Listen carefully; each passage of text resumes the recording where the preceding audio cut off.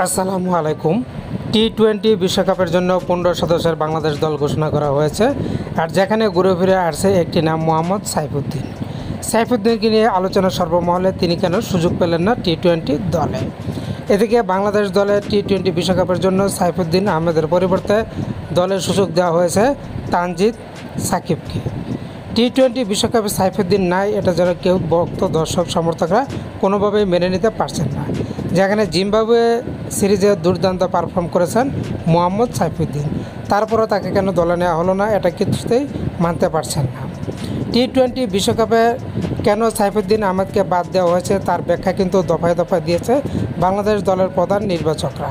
তারা জানিয়েছেন কেন সাইফুদ্দিন বাদ পড়েছেন।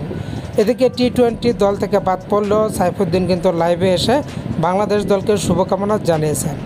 আগামী 2 জুন থেকে শুরু হচ্ছে টি-20 বিশ্বকাপের আসর, যেখানে বাংলাদেশ দলের সাবেক অধিনায়ক মাশরাফি বিন মুর্তজা তিনিও কিন্তু শুভকামনা জানিয়েছেন বাংলাদেশ টি-20 দলকে।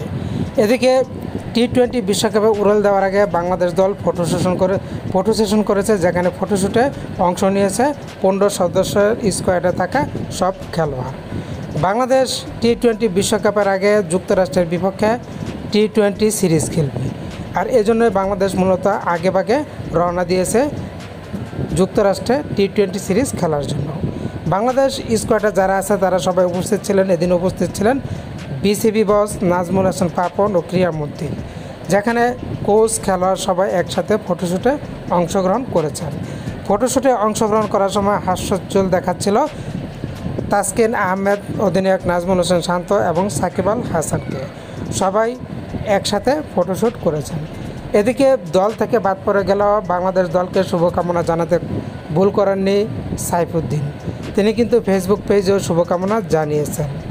সাইফুদ্দিন আহমেদ কিন্তু গত বিপিএলে দুর্দান্ত পারফর্ম করেছেন, যেখানে তিনি ফরচুন বরিশালের জয়ে গুরুত্বপূর্ণ ভূমিকা পালন করেছেন।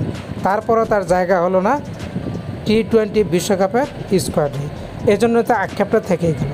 তো বন্ধুরা, আপনারা কি মনে করেন সাইফুদ্দিনকে দলে অন্তর্ভুক্ত করা যেত? লিখে জানাতে পারেন আপনাদের কথা, আপনাদের ভাবনার কথা। তো ভালো থাকুন, এখানে রাখছি। আপনাদের সকলকে ধন্যবাদ।